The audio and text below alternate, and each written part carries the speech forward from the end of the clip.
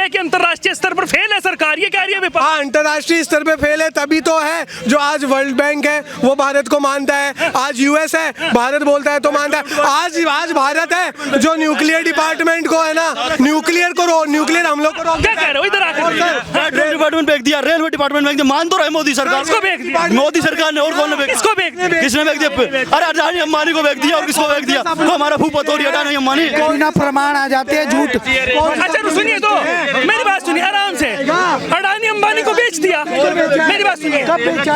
ये कह रहे हैं, मेरी बात सुनिए, ये कह रहे हैं अडानी को बेच दिया, ये कह रहे हैं अंबानी को अरे भाई साहब सुनिए, तो बेच दिया। अडानी और अंबानी कहाँ के हैं? पाकिस्तान के हैं या श्रीलंका के? जो बाहर देश में गए वो भी तो इंडिया के थे, वो क्यों चले गए? वो हमारे चौकीदार। नहीं, अब जवाब दीजिए भाई साहब। अरे देश के हैं तो सरकारी बात तो बेचा नहीं है, सरकारी संपत्ति, आप पूरी इन्फॉर्मेशन चाहिए। ये जानते हैं बस, सरकारी संपत्ति को बेच दिया तो सरकार अपने अंडर में क्यों नहीं करती? अच्छा, कल एक डेटा आया है, भारत के पास जितनी भी ऑर्गेनाइजेशन काम करती है, गवर्नमेंट ऑर्गेनाइजेशन 1600 से ज्यादा, उसमें से 450 से ज्यादा गवर्नमेंट ऑर्गेनाइजेशन वो है जो कोई काम की नहीं है, और उन पे 1.5 लाख करोड़ से ज्यादा सालाना खर्च होता है। उन ऑर्गेनाइजेशन को खत्म नहीं करेंगे, या उन ऑर्गेनाइजेशन पे जिन पे जो पैसा डेवलपमेंट पे लगना चाहिए नहीं लगेगा, उन ऑर्गेनाइजेशन को प्राइवेट नहीं करेंगे, तो क्या करेंगे भाई साहब? आपका मेरा पैसा फालतू की जगह वेस्ट होने से गवर्नमेंट अगर बचा के हमारे ऊपर खर्च कर रही है डेवलपमेंट के लिए, तो दिक्कत क्या है? भाई साहब वो कह रहे हैं कि जैसे यूक्रेन और रूस का युद्ध हुआ है, ऐसे ही भारत और चाइना का युद्ध ना हो जाए। वो लगातार यही कह रहे हैं कि पश्चिमी जो देश है, देता हूँ 370 हटाने के बाद जो कह रहे हैं कमजोर है, 370 हटाने के बाद जो गृह युद्ध की बात कर रहे थे, राहुल गांधी कह रहा है कमजोर है, और कोई नहीं कह रहा। राहुल गांधी तो कहता है सैनिकों की पिटाई हो गई। अब बताओ, पिटाई जैसा शब्द कर रहा है, उसे शर्म नहीं आती? सैनिकों के ऊपर सवाल उठा रहा है, तो मेरे को बताओ कमजोर कहाँ से? राहुल गांधी जो है ना, कभी उसने ब्राइट पिक्चर दिखाई है? आपको पता है कि जो कोसी ला दर्रा है वहाँ पर, जो समुद्र से ऊपर एक कोसी ला दर्रा है चाइना बॉर्डर के पास, वहाँ पर है ना, वो इंडिया ने सड़क बना दी है, पूरी कंप्लीट कर दी है, और 17,000 फीट ऊपर है समुंदर से। तो वो तो ये राहुल के अलावा ये कोई राहुल ये वाली चीज़ नहीं बताएगा। वो ये कहेगा चाइना और पाकिस्तान इकट्ठे हो रहे हैं, वो मतलब ऐसी है ना डार्क पिक्चर दिखा, और ये न्यूज़ उसकी सही नहीं है। वो सिर्फ लोगों को भ्रमित कर रहा है। वो अपनी भारत जोड़ो यात्रा को और स्ट्रॉन्ग बनाने के लिए ऐसे झूठे प्रचार कर रहा है। तो ये सब वो ये भी कह रहे हैं कि जिस तरीके से जो चीन है वो 2000 वर्ग मीटर कब्जा कर चुका है, वो कह रहे हैं कि पक्की सड़कें बना चुका है, और लेकिन हमारी जो सरकार है केंद्र में, उसके सर पर जूं नहीं रेंग रही है। वो कह रहे हैं कि लाल आंखों पर चाइना का चश्मा लगा कर रीजन बताओ क्या है? 2000 वर्ग किलोमीटर कब्जा, वो प्रूव तो करे। प्रूव किया उसने।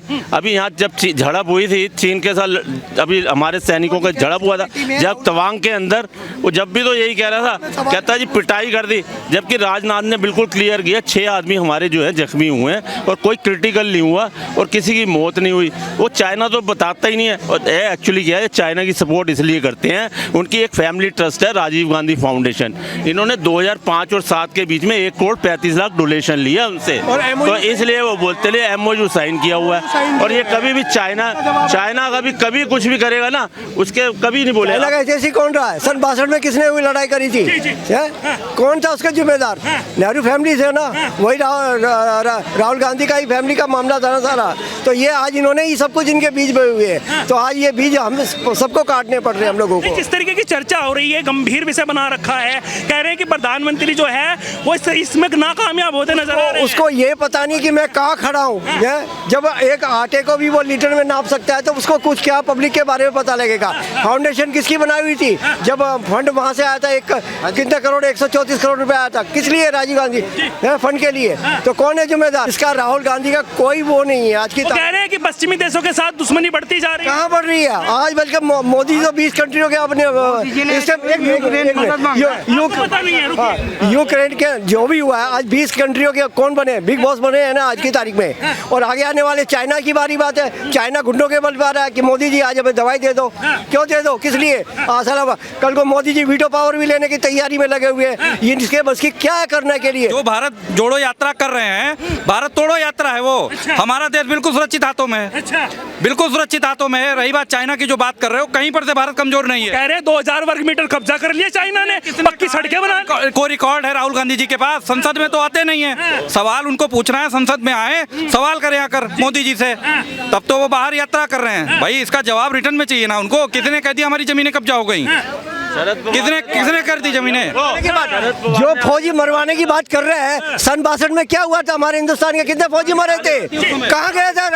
62 वाली बात सुनो, शरद पवार ने भी इसको आईना दिखा दिया था राहुल गांधी को, क्योंकि जो इन्होंने 45,000 स्क्वायर किलोमीटर जो जगह दी है ना चाइना को प्लेट में नेहरू के टाइम में, वो शांति करता मर गया। उसका कोई डिफेंस का बजट ही नहीं होता था, वो बस और चीजों में खर्चा रहता है डिफेंस। अब डिफेंस केंद्र सरकार जो है वो हमारे सैनिकों को दबा रही है, वो उनको छूट नहीं कहीं नहीं बोल रही। राहुल गांधी के अकेले कहने से हमारा देश कमजोर हो जाएगा? सैन्य पावर कहीं कमजोर नहीं है। ये किसने कह दिया पावर कमजोर है? पार्टी के तो जो राष्ट्रीय महासचिव हैं वो ये भी कह रहे हैं, जयराम रमेश जो है वो कह रहे हैं कि भाई साहब जो है ये जो मोदी जी हैं ये अपनी लाल आंखों पर चाइना का चश्मा लगा कर बैठे। सर जयराम जी ने, अब पूर्व में कहना नहीं चाह रहा हूँ, पूर्व कांग्रेस की सरकार रही, 62 की भी बात कर रहे थे आप। 62 में सरकार कांग्रेस की थी ना कि बीजेपी की। मोदी जी 2014 में आए हैं हमारे देश में, तब से लेकर आज तक देश हमारा बिल्कुल फुल पावर में। सैन्य पावर को जो शक्ति दी है, सैन्य बजट हमारे देश का सबसे ज्यादा मोदी जी के कार्यकाल में हुआ। इनका बजट ही नहीं होता था कांग्रेस का। ये क्या बात करेंगे? ये क्या बात करेंगे इस पे? अरे भाई साहब जिस तरीके से अभी चला हुआ है, अंतर्राष्ट्रीय स्तर की बात कर रहे हैं, फिर वहीं पर बात आ रही है घूम फिर कर, वो यही कह रहे हैं कि जो ये हमारा देश है वो सही हाथों में नहीं है। अंतर्राष्ट्रीय स्तर पर आज मोदी जी को G20 का अध्यक्ष बनाया गया। अगर हमारी देश में कमजोरी होती, हमारे प्रधानमंत्री जी में कमजोरी होती, आज मोदी जी देश को नहीं पूरे वर्ल्ड को रिप्रेजेंट कर रहे हैं। ये नरेंद्र मोदी जी की ताकत है, हमारे देश की ताकत है ये।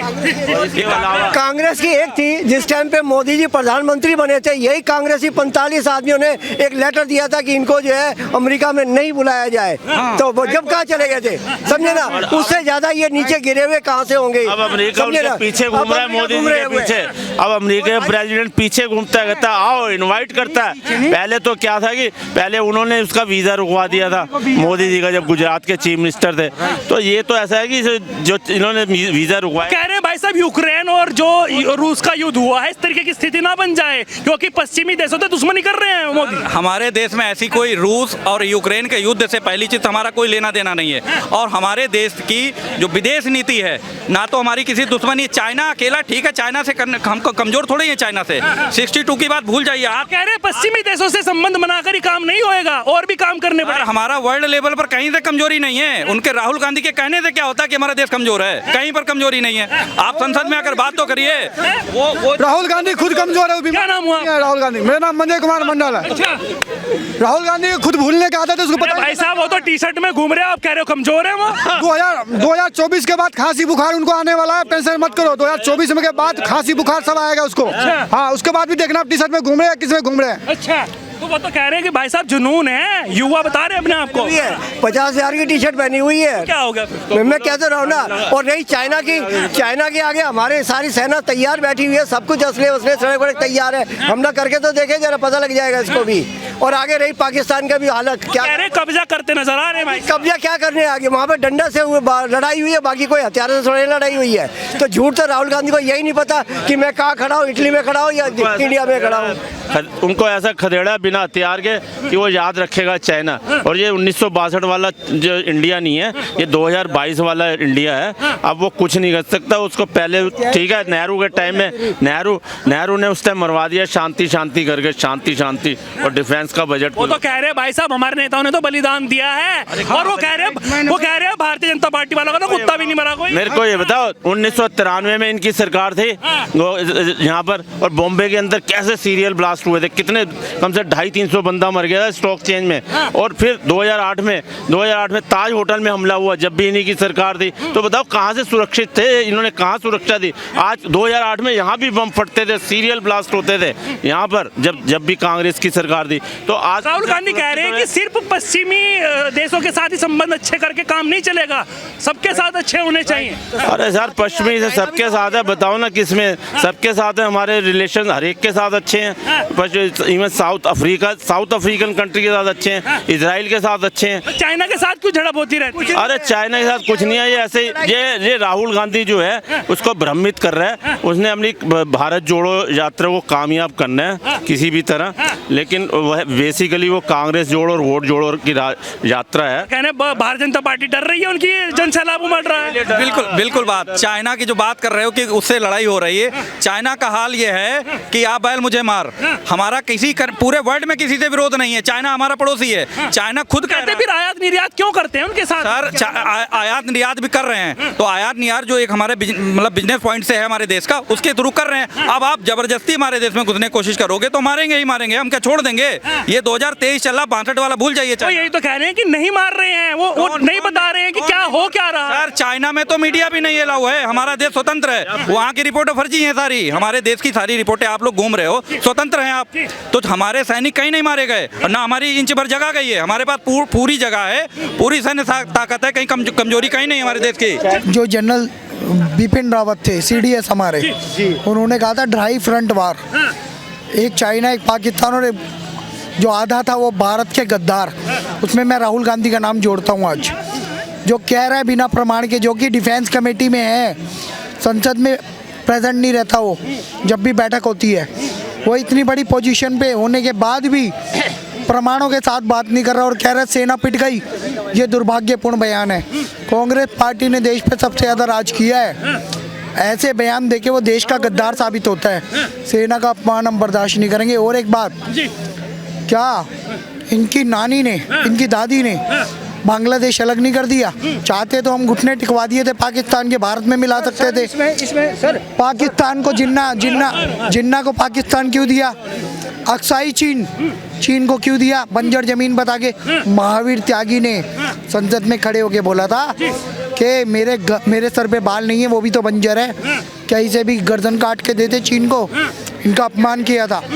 ये कांग्रेस वाले देश के गद्दार थे, हैं और रहेंगे। और राहुल गांधी उसी परिपाटी को आगे बढ़ा रहा है, झूठ बोल रहा है। तवांग पे सेना ने चीन को मारा है, वो भारतीय सेना पिटी नहीं है, चीनियों की हड्डियां तोड़ी है। कह रहे हैं कि वो ग्लोबल तरीके से नहीं देख रहे हैं, क्योंकि उनके पास जो है वो हथियार हैं, वो किसी भी तरीके से जो है हमारे ऊपर हमला कर सकते हैं। उसके लिए क्या साधन बना रखे हैं, उस पर जवाब क्यों नहीं देते? कितने जवाब मांगोगे राहुल गांधी? संसद में उपलब्ध हो जाओ और तुम्हारी औकात है तो 1-to-1 डिबेट कर लो डिफेंस मिनिस्टर से। तुम भाग क्यों जाते हो? कुत्ते की तरह भौंक के भाग जाओ, यही काम है इसका। कभी भी संसद में उपलब्ध नहीं होता। कभी भी डिफेंस की मीटिंग होती है, स्टैंडिंग मेंबर है वहाँ का, उस कमेटी में कभी भी उपस्थित नहीं होता। ये यहाँ पे झूठ फैलाता है प्रेस कॉन्फ्रेंस करके, भारत तोड़ो यात्रा में जाके। अदरवाइज राहुल गांधी के बस की कुछ नहीं है।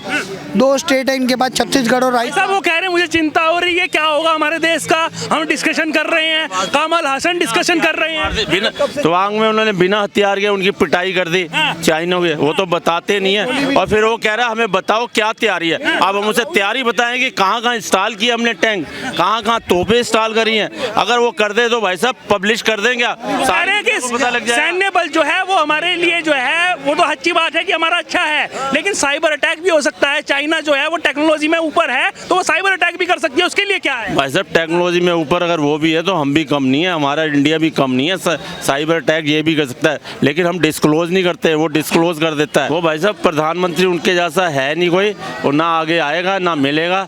और आप देख लेना 2024 में अभी इलेक्शन होंगे ना जो, उसमें भी प्रधानमंत्री यही बनेगा। चलिए तो देखिए लगातार जनता जनार्दन के बीच